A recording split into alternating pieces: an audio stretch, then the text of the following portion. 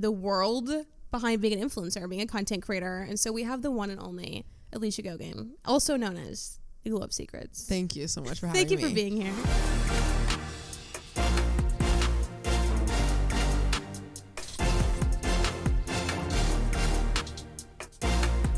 If you're wanting to live a soft life, this is what it looks like to be in your feminine energy. When this is what you're getting wrong with self-love. Every time somebody asks me in a call or whatever, they're like, do you think it's too late to be on YouTube? I always bring you up. Yeah. Because like you just less than a year have gained like 250,000 followers, right? Yep. Which is or subscribers on YouTube, which is so wild. Yeah.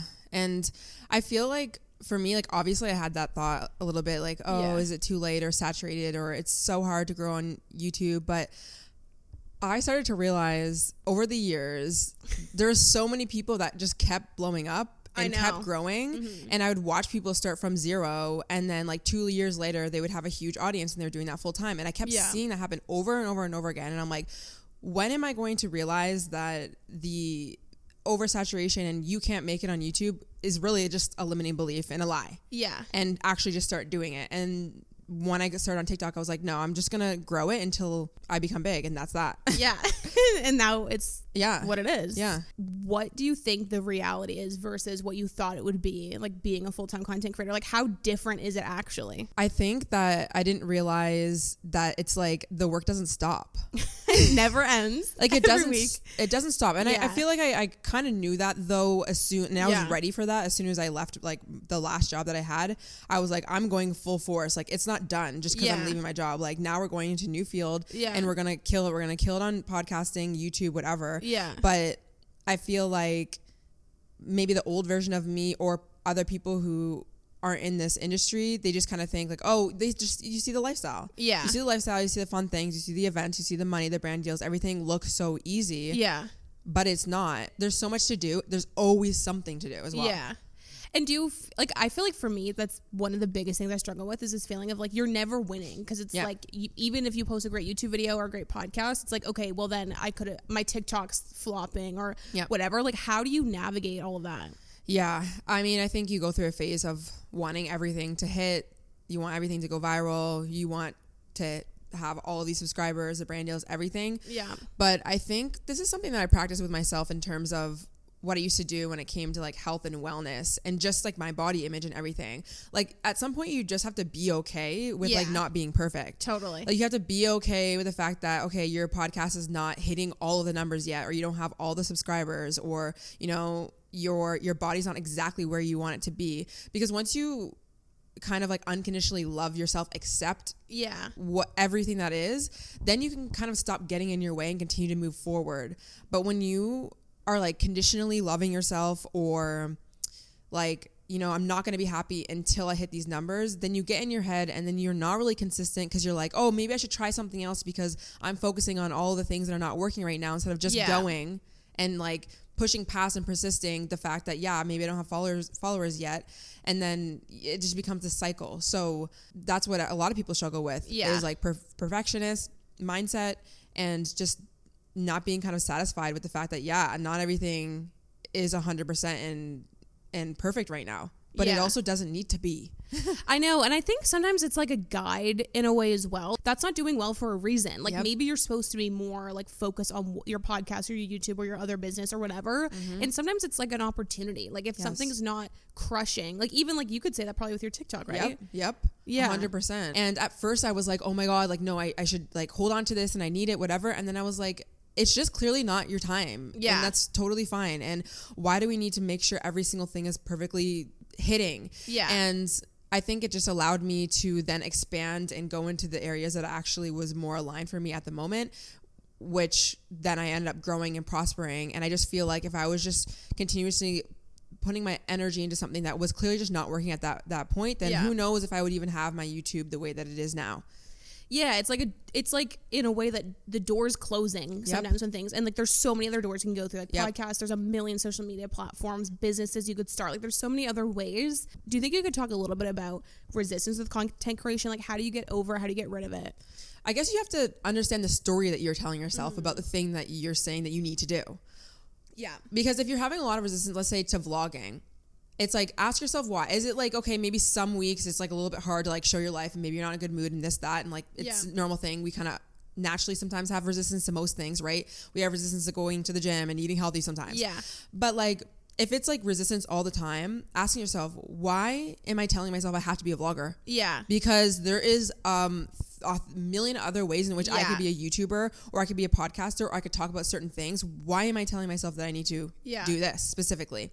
And that's like the limiting belief of maybe you just never seen it. Maybe you don't know. Like maybe you need to educate yourself and find people who are doing other things outside of what you've been shown, because that's another thing, right? Yeah, and I think a lot of it too is like giving yourself permission to change and do things that you might feel maybe you're not even like 100% qualified to do. I know that's a huge problem for a lot of people. They're like, well, I can't really give fitness tips. Like I love it and it's so fun, and like, but I'm not qualified enough. I'm not as good as this other person. But again, it's like, that's not true, because that's going to be the most aligned content you can make. It's something that you're like, I want to do this, but I don't feel 100% ready. Right. Yeah. And I think when it comes to, let's say, teaching somebody something, let's say like fitness tips or advice or mental health stuff or anything, if you, I understand I might not be super qualified to whatever, but you don't have to show up as if you know everything and like you're this person that like you can just talk about what you did to get to where you're at now. Yeah, you can make it inward focus rather than outward focus. Like there's so many angles you could do on a topic too. Yeah. And I think that's what I do. Like there are certain mental health practices that I did to get myself out of unhealthy relationships with food, with myself, with living life, getting out of cycles, like chronic pain. There's just so many things, even financially. And so like, why wouldn't I share that with the world? I would suggest, if you want to be a content creator, for you to talk about the things that you've actually gone through, not what somebody else has. So if you have an audience that wants to know how to love themselves, okay, what are 3 tips that you have specifically done to learn how to love yourself? I don't care if you go onto Google or you're reading a book and it says, these are the textbook ways to love yourself. I want to know what you specifically did. Yeah. Because it's going to be different. Yeah. And people relate to that. Yeah. And I think sometimes too, it all comes down to just like a lack of a why and a purpose. Like I think that's such an underrated thing that a lot of content creators go through. And I think a lot of people feel that way. Like we've definitely seen that. They start hating vlogging their life and talking about clothes and PR and events and all this stuff because you're like, why? Like what am I doing? Why am I on social media? And I think it could be such a good exercise. Like if you're ever feeling like, okay, there's so much resistance, I'm not having fun, this feels so meaningless, like think about someone that's not you even, and like, who do you want to help? Who do you want to talk to? Yep. Yeah. And like, how is my audience benefiting from this content? And there's so many angles. I think also like being a consumer so much of YouTube throughout the years, like there's so many people that I watch that it's just like, just for entertainment purposes. Yeah. Or like I'm watching like the New York City vloggers and like, they're not necessarily teaching me anything, but they're just setting a certain vibe that I want to be in that day. Yeah. Like it just like flips something on for me and I just get in the mood. I know. And like that could be comfort. Yeah, it's just comfort. And it's like you're being a comfort to so many people in the world. Okay, maybe that's what you do. Yeah. Or for me personally, like I'm guiding people through like a healing journey or learning how to love themselves. Like, so obviously I know that that's what they're getting from me. So you just have to really think about the consumer. Like, what is it that you're giving them? You don't always have to give everyone all of this, so much value, so much. Oh my god. Yeah, I know. I struggle with that too, because I'll post like a podcast about pop culture or something. Like, well, that like, what's the point? Why am I posting this? There's no value. Yeah. Why would I talk about this, or why would I talk about myself? Exactly. But then when you talk about yourself, especially when you've started to build that community, people are like, I want more of this. Yeah, because it's helpful. Yeah. Yeah, and I think it's like just tying that end purpose to everything. Like, because not saying there's anything wrong about doing like PR hauls and being more of like an influencer rather than a content creator. Yeah. But I think it's like attaching a purpose to it will be such a game changer. Like I make this content to make people feel comfortable or happy or inspired or like be that comfort creator. Like that's a great purpose statement behind what you're doing, and that will guide you in those moments of like, what am I doing? Yep. We always say like it is that date. Like content creation is a personal development exercise. Like it's a journey. It's a journey. Yeah. You definitely need to know yourself and what makes you unique, and it doesn't have to be this crazy big thing. It's just like no one's lived your past or your specific unique story, if that's what you're maybe sharing online, or like nobody has your fashion sense or your specific apartment that you show to the world and you're like decorate, like literally you're so unique in so many tiny little ways, but people would just look past it. Yeah. And then it's like you look past that and you don't value yourself, and then you go online and you say, oh, okay, well, these girls are doing it exactly like that, so now I'm going to be a carbon copy of them. Yeah. And then you be a carbon copy of them, and then you wonder why you're like, oh my God, I feel so lost. Well, it's like, well, are you even being yourself? And it obviously there's phases. It takes time, right? For you to slowly kind of like get out of your shell and start opening up about things. That even happened with me, even though I had like a certain level of confidence, 100%. But it's like, you want to always continue opening up yourself to the world as much as you want as you go through this process. Yeah. Because if not, then you'll get stuck. Yeah. Or you'll start to question, like, what am I even doing? Or like whatever. I feel like too, one of the most underrated things you have to get over, which is my biggest struggle in life, is being a people pleaser. And you are like the least people pleasing person I've ever met. Like, you just do not care. But I think with content creation, it's like an underrated thing you have to get over, is being a people pleaser, because first of all, people in your life are going to think it's weird or they don't understand it. Your comment section, like so many things. So like, how do you operate in life without being a people pleaser, both as a creator, but just in general? Like, how do you get over it? I grew up watching so many people be hated on in the comment section, people opening up about their mental health and stuff. And so I kind of knew that there's going to be a level of people not understanding. Totally. But I just think you have to understand human beings. We all come from so many different types of backgrounds. So how on earth is it that you would possibly fit into everyone's? But you can't. No. People have different religious beliefs, different upbringings, the way that they view everything. Like, even men, like, they have specific types or whatever. Okay, let it be. Yeah, let them not. Let it be. It's okay. Why would I spend all of my time and my energy trying to like chase you so you can like me? What? Yeah. That doesn't even make, even if you try and do that, it doesn't work. We know that it doesn't even work. No. And it's like, you don't even like everybody. So why do you want people you don't like to like you? Literally.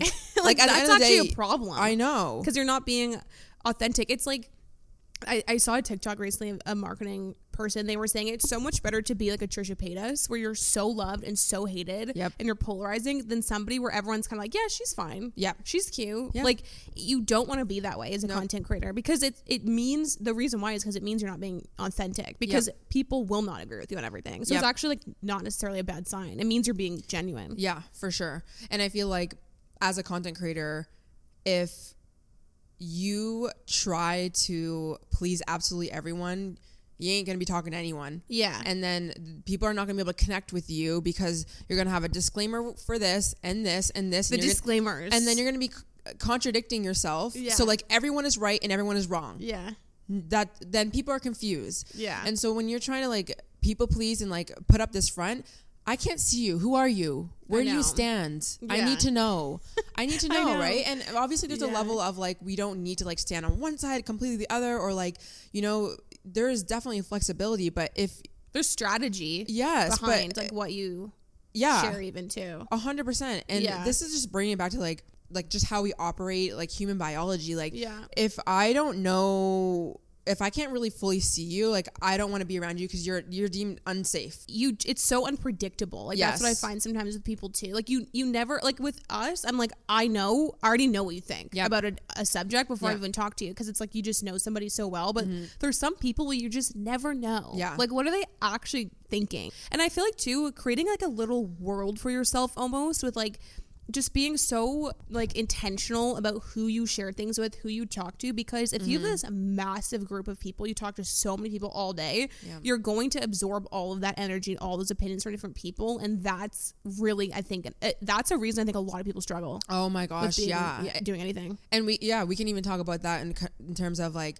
certain TikTok coaches who are telling you to like post 10 times, but then somebody's telling you to post 3. Yeah. Or like if you have a bunch of different friends who are saying stuff about like money, or you can't make X amount of money, but then there's somebody else that can, and then you're just confused, right? And then you're going back and forth and that. In order for you to actually achieve something in your life, you have to have tunnel vision in a certain sense. Totally. Yeah. And then you achieve that thing, and then you kind of like, you just have to decide. You have to pick something. Yeah. Choose what it is that you want to believe in. You can obviously have flexibility, but it's just like, if you want to and even coming back to like thinking about how I grew on TikTok, I decided, okay, I'm going to post 3 times a day because this is what I can do. I'm going to batch film. I'm going to do this. I'm going to do it consistently until I get the goal. Yeah. If you have a million different beliefs and you're all over the place, you're listening to this person, that person, you're reading this book, and then it's contradicting this thing, you ain't going to get anywhere. Nowhere. Yeah. Nowhere. It's exhausting. And I think like there's so much strategy behind being a content creator. Like it's just, you're so strategic of like which platforms, your time, all this stuff. So you have everything so much just comes back to backing yourself, like you always say. Yep. And it's so important. Like it is probably the most important quality of being an entrepreneur, content creator, podcaster is to back yourself, because in those moments, it's so important when you hear advice to think like, that's not for me, but like, that's great. But if you internalize everything that people say about your content too, like you're just, that's why I think the burnout happens a lot too. Because you're constantly like, well, we rebrand all the time. Yes. Yeah. But you're constantly just like not believing in yourself, because then you think, well, everything I've been doing is horrible because they just said this. But it's like reprogramming your brain to think like, I'm doing this and this is good for me. Yeah. And you're just not going to be everyone's cup of tea. So when I'm getting a hate comment or somebody's telling me how they think I should be speaking on certain topics, okay, well, I don't think that. So I'm not going to talk about that. But you are convinced that I need to talk about something, but I don't. Yeah. And I'm going to choose myself over you. Yeah. Because I have to. Yeah. And it's, again, that's like that people pleasing thing. Yeah. Like, well, then if someone comments on your videos, like, I remember one of my comments it was used to get is like, you never leave your apartment. Like, you're just always in your apartment. Like, you're in your apartment too much. Then I would be like, okay, I'm going to try to get out of my apartment as much as possible to like please that one person. And then the next week someone commented, I wish you were just more cozy, chatty. Like, it's impossible to navigate if you always internalize everything. Exactly. So choose what it is that works for you first. And this is not to mean as a content creator that I don't care about people's like opinions and like comments off. Yeah. Like community. Of course I'm listening, right? Yeah. Of course I'm listening, but you also matter as well. You matter. What are you comfortable with? What makes sense for your life? Yeah. Does it make more sense for you to record in your own apartment majority of the time, or for you to go out and live your life? What is it? Yeah. Because you can make content with anything. You can live your life exactly how you want. But we're so afraid because honestly, like we have so much conditioning from everyone around us, family, education, everything, social media. Oh, you have to live your life this way or that way. No. I know. And even like it's like another level of people pleasing, pleasing the algorithm of like, oh my God. It's like, well, I can't talk about these things because this is going viral right now. Or I've always like, I was so corporate, like this whole business was about corporate. And I remember thinking like, well, I can't talk about content. I can't talk about entrepreneurship because it's never been what I do. The second I started talking about it, everything started working. Ugh. But it's like, you get in this mindset of like pleasing kind of like your audience too much in a way, and like the algorithm, and like it's just this weird, people want to see what you want to make. Like they can feel your energy. Yes. Yeah. Like when you, and I know you've experienced this before, when you try and force yourself to make content like consistently, that just is a force, that will flop. It does not. You feel people through the camera being like, this is my 20th video I filmed today. Yes. Versus like, there's just something about you in the flow state, and you're really excited to make this video, and you're talking about exactly what you wanted to talk about, and it was coming from a place of, lived experience, whatever it was, and it was just so seamless. Everything worked. You put it out, and it just goes. I know, and it's like, it's easy to make. Yes. Because the second you start talking about things that you finally feel are like exciting and fun, the content is better in so many ways, but it's because you can feel that like flow. Yep. Like if you have to read a script and like I know a lot of people do that. Like that's a big common piece of advice on TikTok and podcasting is script everything out. And like if you and I were sitting here right now reading a script, like I don't know, we wouldn't be able to speak. We'd still be laughing so much. But I think like it's just there's no energy and authenticity behind it, which it maybe for first starting out or something. But right, and you know what? This is what I was gonna say. Like it's the masculine energy. It's the structure. We need it. You can't completely just like live in the feminine and flow state and this that and do whatever, because then you'll start to get there'll be a lot of chaos, and then you'll have anxiety because you won't have any borders or boundaries or a vision. So you need that, especially when you start, right? You're trying to practice, and that is what I did. I had those long tips. I didn't really necessarily read word for word, but yes, it was like so much more structured. Yeah. That allowed me to get where I needed to go, but I knew that I had to, there was going to be a switch that I needed to do to just trust myself more. Yeah. In speaking from a place of just lived experience, whatever it is that I could talk about, something that's more flow state. Yeah. And then I ebbed and flowed into it. And now I'm at a point where it really is more of the feminine instead of the masculine, but there's still the structure. But I can, even when it comes to like being productive in my work week, I'm so easy, not easy, but like I'm so able to kind of like ebb and flow through those times. But it took a while. Oh, it's so hard. And yeah, I think the hardest thing about content and just like entrepreneurship too was like balancing the masculine and feminine energy of like, you don't just have a strategy. It's like, how are you feeling executing? How do you feel when you're talking about these things? How are you feeling? And like, I feel like it's a really common thing to look over. But that was something I literally never, like, I think you're like, how do you feel? Yeah. It's like, it would never cross my mind. I think coming from marketing corporate world too, like it's all strategy, right? But it's so important. Yeah. And I mean, again, we are conditioned to not ask ourselves how we're feeling, especially in the work field, right? We don't care about your feelings. Come to work.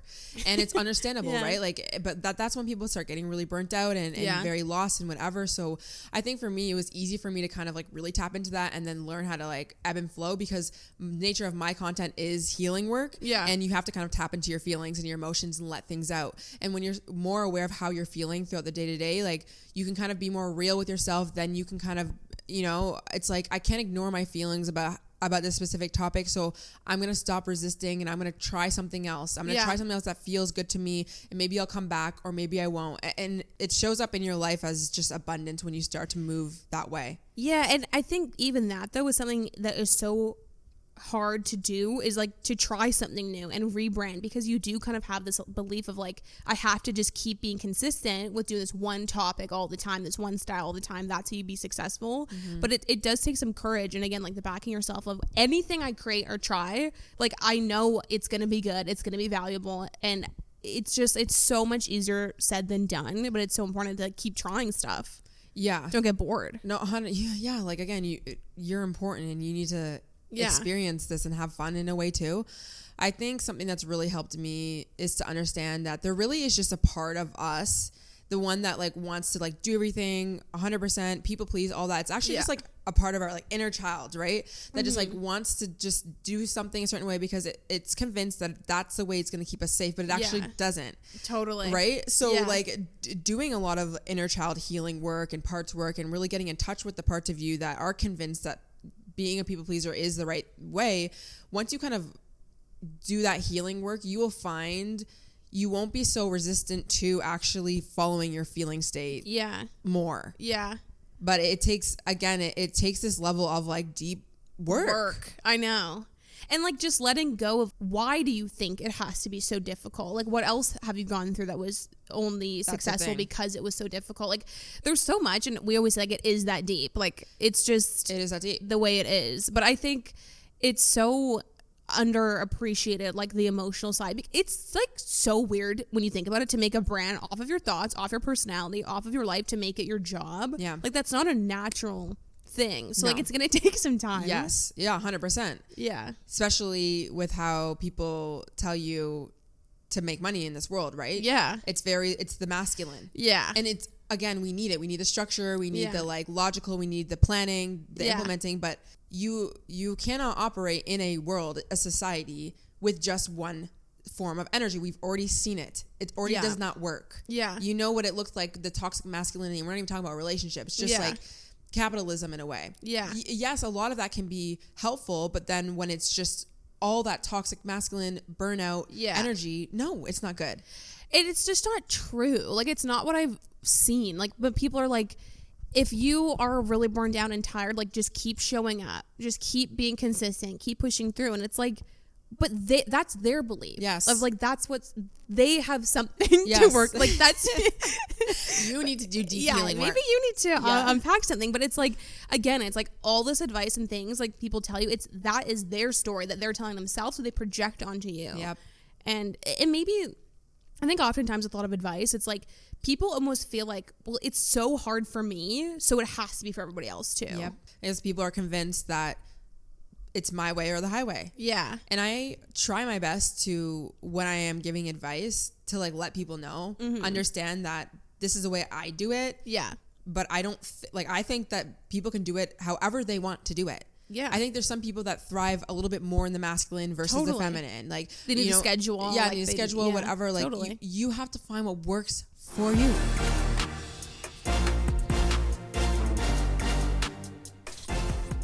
And I really want to talk about like influencer culture and kind of like the influencer culture. Just things that people I think don't realize. Like we go to a lot of events in Toronto. We're literally going to one today.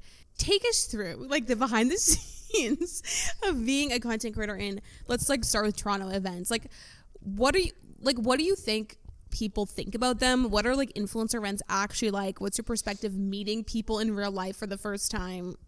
I feel like every time we go to an event, there's so many people that I'm like, oh my God, that's that person. You're like, who is that? Oh my God, that's so funny. That's like a thing with us, by the way, is we'll go to events and I will know absolutely not one soul in that room. I know everyone's username. And Tess, knows everyone's username. And then she'll show me on TikTok or whatever. And I'm like, I've never seen this person. She's like, are you well? But what do I think? Like, were they what you thought?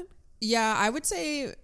not necessarily, because I think anything you see on social media, it's just different. Even if you see like an influencer in real life, it's just, they're different in a way. Not to say that's bad, but they're real life 3D people and you're like seeing them, right? And in action. No shade to people in the content creator space or the influencer space. And also like I had this phase as well, but I honestly think that a lot of people actually don't have confidence within their own work. It is surprising. It is surprising. Because not only do you see online a different version of them, I know. which is like, okay, I get it. Like it's a highlight reel, but also it's like the lack of confidence for me. Yeah. I think with influencers, it's like I've watched influencers forever. It's like you put them on this pedestal. They're just so the same as like they're the same thoughts of like, I don't like being on TikTok anymore. Like I'm not making any money. I'm not getting any views. Like you just don't see that, which is like good that people say. Like I think people keep it real for the most part.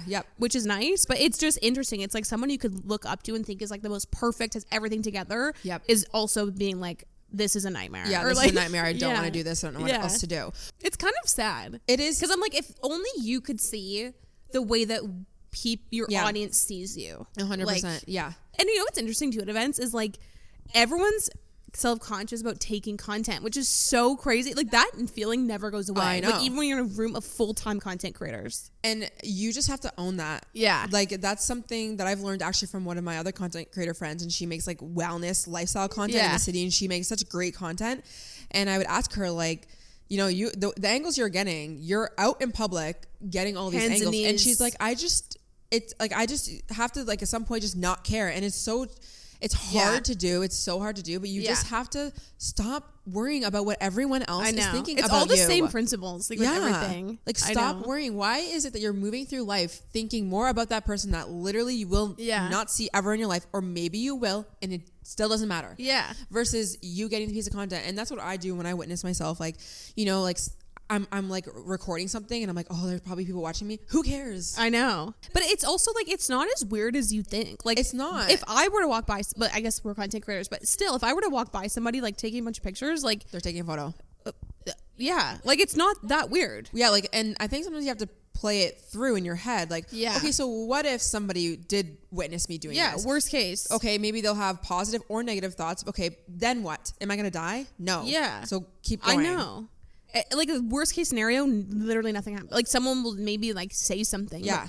Like that's way more weird for them than you. And okay, and maybe slight chance that they might be like, oh, that's weird or cringy. Okay, then, but still you're irrelevant, because why would I care about somebody who's rude? And I think too, there's some sort of mindset you can get into of like, I am a full-time content creator. Like it's cool, like to be out taking pictures and it's your job. Like I think you can definitely rebrand your mindset like when it comes to that in public. It's your job. Yeah. This is what you're doing. And even if it's not, this is what you want to do. Your future job. Yes. Yeah. And that's what I tell myself too when it comes to like photos. It's like, am I really not going to go take this photo right now because I care what other people think? And now I'm not going to have a good photo.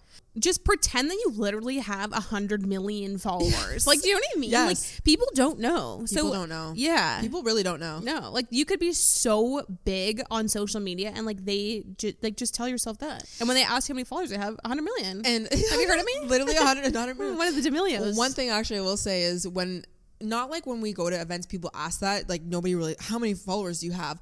But some people do. Well, they'll be like, show me your account. Or like, let me follow you. And then the energy, I have experience where the energy has switched. Like, oh, really? Like, actually, my name is, and did you want to go for coffee? What do you think is like, I guess we'll end on this. Like, what do you think is the biggest thing people don't realize about the influencer world, and like even like from big influencers? Like, what's the most kind of like gatekept stuff, do you think? Okay, well, I guess they could all tie in together, but one, and I've already kind of said this, is the work that has to be put into the actual execution of everything. Like, we have to think about our content months in advance. Like, we have to, especially if we're doing branded content, like the branded content post, I didn't just like think about that and post it that day. Like, I had to sign a contract, and like I was going back and forth with my management, and like the rates. I was thinking about the idea and everything to make that what it is. So like there is constant work that's being put behind all of this stuff. But I think the kept secret is probably how much the influencers make. I knew that. Yeah, totally same. Like, I remember, like, I know people whose like rate is $100,000 for a video. Like, it's just, I think it's one of those things where it's such a catch-22 because you have to be relatable to be an influencer, but you lose that relatability because you are so relatable that people follow you. It's such an interesting cycle, but like, people you follow and know are millionaires, and they just don't like show it, I feel like. And it's so funny because it comes through sometimes though, and then people get annoyed. 100%. Not only do people yell at them for how much they make, but then make them feel like crap about it, which like I get the argument, but it's also like some of these influencers to the point where there's a million disclaimers and like, oh my God, I'm so thankful for this water for Starbucks. It's like, girl, just stop. Remember like the haul, like Christmas hauls, like back in the day. I'm not bragging. I'm not breaking. Okay, just here's my 4 iPads. Yeah, just say it then. Just whatever. Stop. I know. Just stop apologizing for everything.